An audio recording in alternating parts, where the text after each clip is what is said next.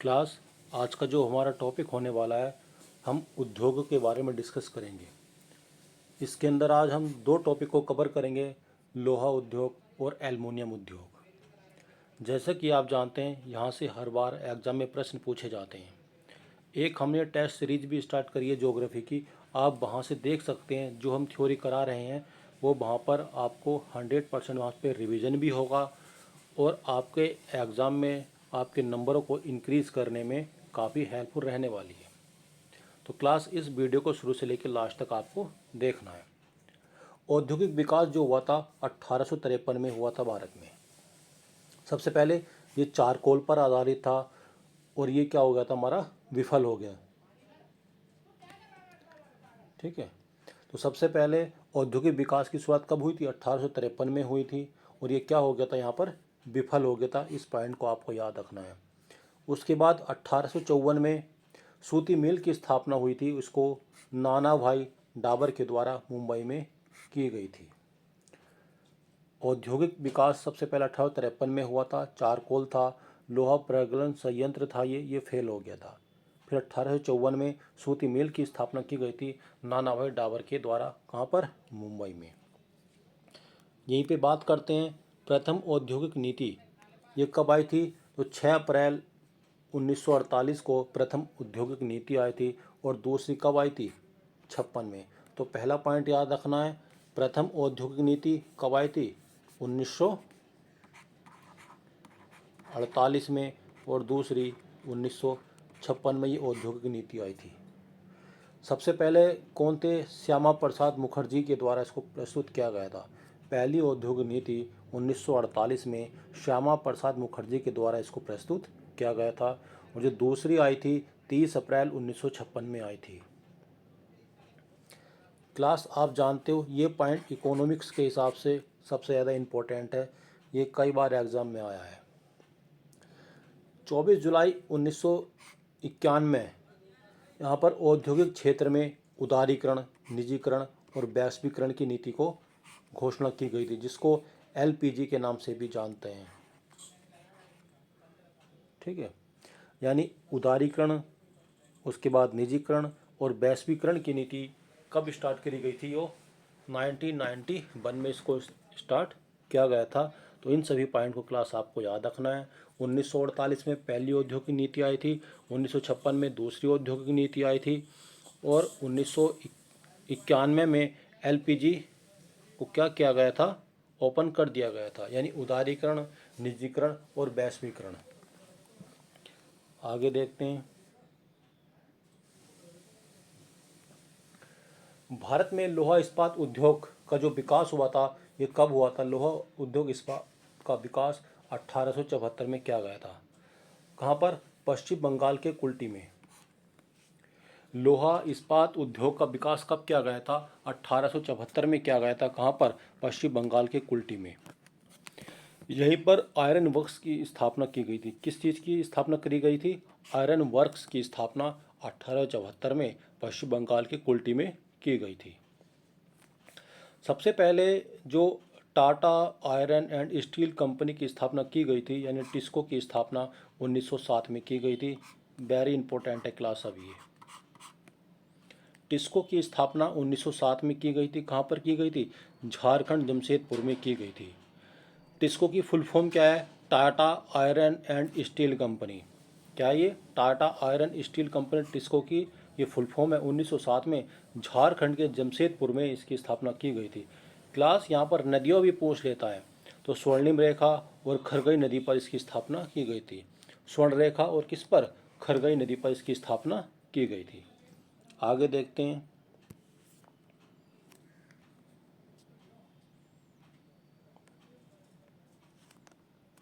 अगला है हमारा इसको, Indian oil and steel company. दूसरी कौन सी थी? इसको, Indian oil and steel company. इसकी स्थापना 1918 में की गई थी।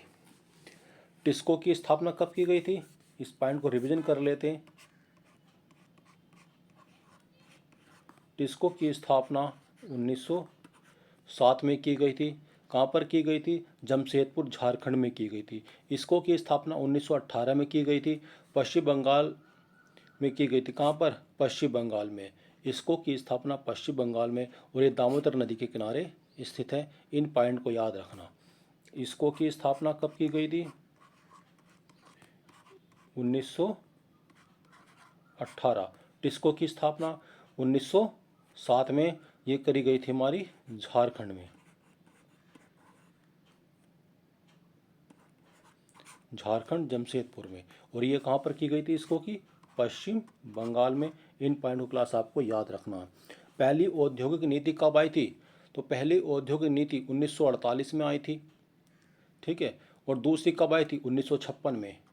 1948 पहली औद्योगिक नीति आई थी, और 1956 में सेकंड औद्योगिक नीति आई थी।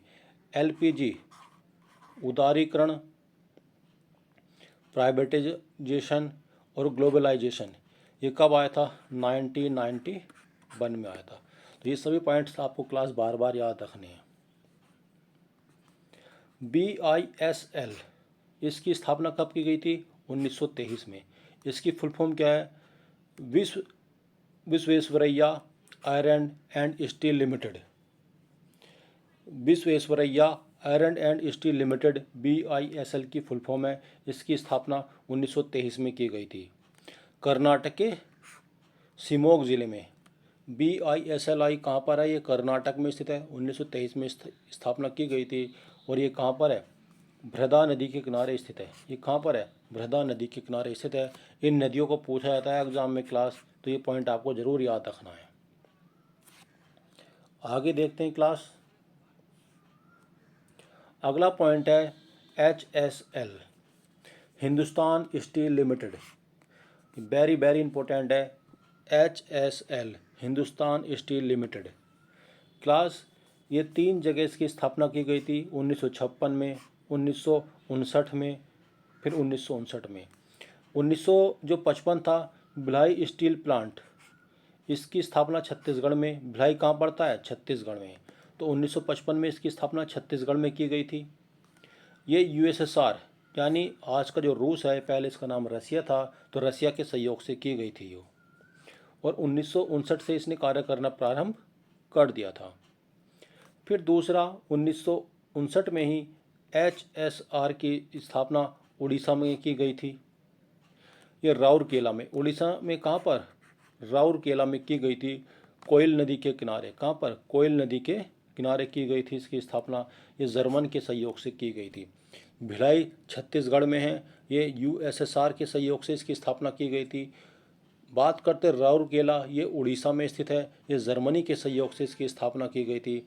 फिर 1959 की बात करते हैं, दुर्गापुर यानी पश्चिम बंगाल में, ये ब्रिटेन के सहयोग से इसकी स्थापना की गई थी।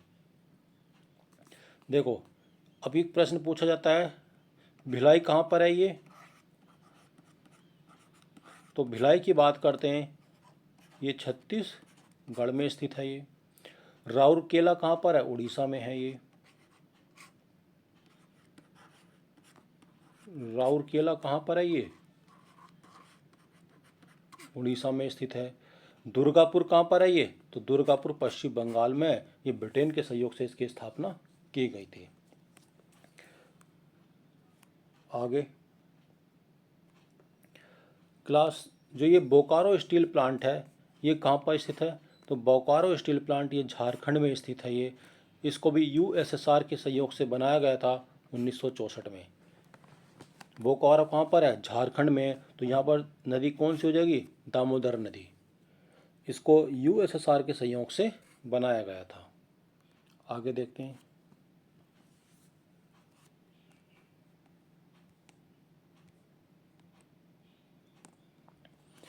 वहीं पे बात करते हैं, अगला इस्पात संयंत्र कौन सा था?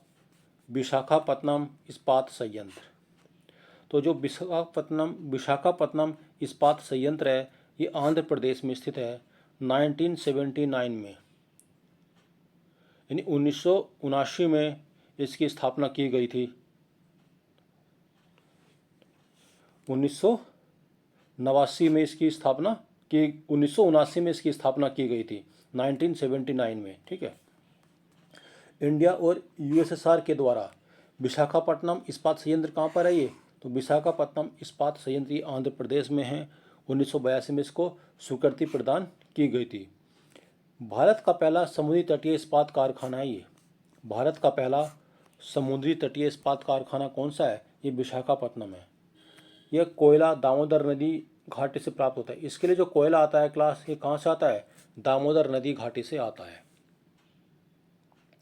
और विजयनगर स्टील संयंत्र कहाँ पर है क्लास? ये अगर हम विजयनगर की बात करते हैं तो कर्नाटक में है। तो विजयनगर स्टील संयंत्र कहाँ पर है? ये कर्नाटक में स्थित है और ये बेल्लारी जिले में है। ये यहाँ पर तुंगभद्रा जलाशय के समीप स्थित है। ये विजयनगर कर्नाटक में है, तुंगभद्रा नदी के किनारे स्थित है। ये विश्वेश्वरैया आयरन स्टील प्लांट ये कहाँ पर था क्लास? तो ये भी हमारा कहाँ पर था? कर्नाटक में था, स्थित है। ये हम बात करते हैं भिलाई की, तो भिलाई कहाँ पे था? ये छत्तीसगढ़ में था।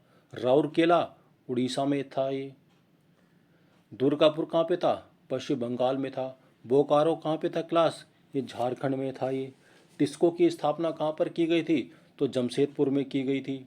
इसको Indian oil and steel company की स्थापना कहाँ पर की गई थी? तो ये पश्चिम बंगाल में की गई थी।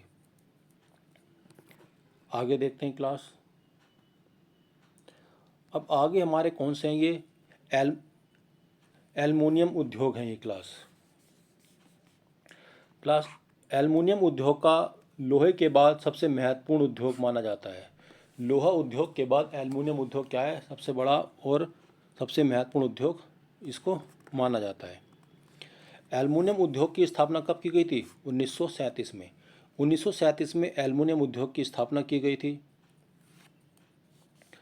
एल्युमिनियम कॉरपोरेशन ऑफ इंडिया के द्वारा JK नगर पश्चिम बंगाल में इसकी स्थापना की गई थी। एल्युमिनियम उद्योग की स्थापना 1937 में पश्चिम बंगाल में की गई थी, JK नगर में की गई थी। आगे एल्युमिनियम उद्योग कौन कौन से थे क्लास? जैसे कि हिंडाल्को, इसकी स्थापना रेणुकूट उत्तर प्रदेश में की गई थी। हिंडाल्को की स्थापना रेणुकूट उत्तर प्रदेश में की गई थी। कहाँ पर? सोनभद्र में। हिंदुस्तान एल्युमिनियम कंपनी की स्थापना रेणुकूट उत्तर प्रदेश के सोनभद्र में की गई थी। यहाँ पर जो देखिए बॉक्साइट क्या होता है? एल्युमिनियम का अयस्क होता है। तो ये कहाँ से प्राप्त होता है? झारखंड से, उड़ीसा से और छत्तीसगढ़ से एल्युमिनियम का जो बॉक्साइट अयस्क होता है इसकी प्राप्ति होती है। यहाँ पर ऊर्जा की प्राप्ति कहाँ से होती है? तो रिहंद जल विद्युत परियोजना से। हिंडाल्को को ऊर्जा की प्राप्ति रिहंद जल विद्युत परियोजना से की जाती है।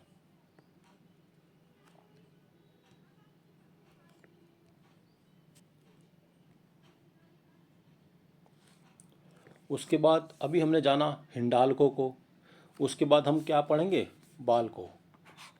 भारत एल्युमिनियम कंपनी लिमिटेड, इसकी फुल फॉर्म क्या है? Bharat aluminium company limited.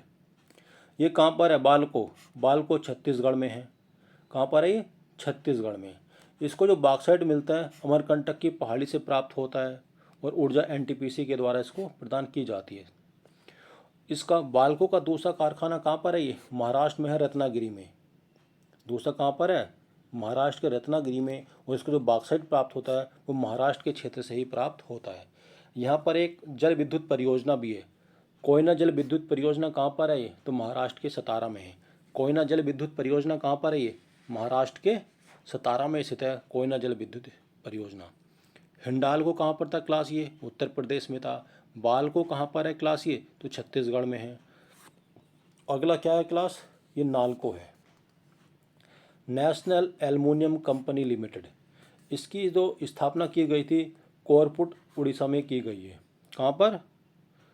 NALCO की स्थापना उड़ीसा में की गई थी। इसको जो बॉक्साइट प्राप्त होता है वो कोरपुट से ही प्राप्त होता है। कहाँ से? कोरपुट से ही इसको बॉक्साइट की प्राप्ति होती है।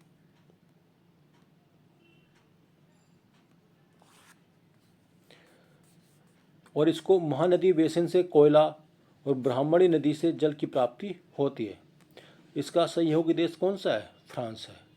उसके बाद मालको कहाँ पर है क्लास? ये तमिलनाडु में स्थित है।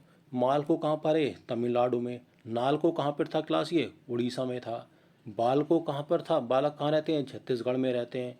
हिंडाल्को उत्तर प्रदेश के सोनभद्र में। हिंडाल्को उत्तर प्रदेश के सोनभद्र में है। बाल को कहाँ पर है क्लास, ये बालक छत्तीसगढ़ में है। नाल को कहाँ पर है क्लास, ये उड़ीसा में स्थित है। माल को कहाँ पर है क्लास, ये तमिलनाडु में स्थित है। यहाँ पर जो जल विद्युत है वो मैटूर परियोजना से प्राप्त होता है और बॉक्साइट सेवराय की पहाड़ी से यहाँ पर प्राप्त होती है। मालको को जो जल की आपूर्ति होती है तो मैटूर परियोजना से होती है और बॉक्साइट कहाँ से मिलता है, सेवराय की पहाड़ियों से मिलता है। मालको, यहाँ पर सहयोगी देश कौन है मालको में, तो क्लास इसकी बात करते हैं तो ये इटली हो जाएगा। कौन सा है, इटली है ये। उसके बाद बात करते हैं वेदांत की। वेदांत एल्युमिनियम लिमिटेड, ये कहाँ पर है क्लास, वेदांत भी हमारा उड़ीसा में स्थित है। इसको भी जर्मनी के सहयोग से बनाया गया। वेदांत को किसके सहयोग से बनाया गया, जर्मनी के सहयोग से बनाया गया। ये उड़ीसा में है। माल को तमिलनाडु में है। नाल को कहाँ पर था क्लास, उड़ीसा में था ये। बालक छत्तीसगढ़ में था क्लास और महाराष्ट्र में था ये। और हिंडाल को उत्तर प्रदेश की रेणुकूट में। क्लास जो स्टेनलेस स्टील होती है ये क्रोमियम और निकेल की बनी होती है। और वहीं पर धब्बा रहित जो स्टील होती है लोहा और क्रोमियम की ये बनी होती है। आइए फिर से एक बार इसका रिवीजन कर लेते हैं।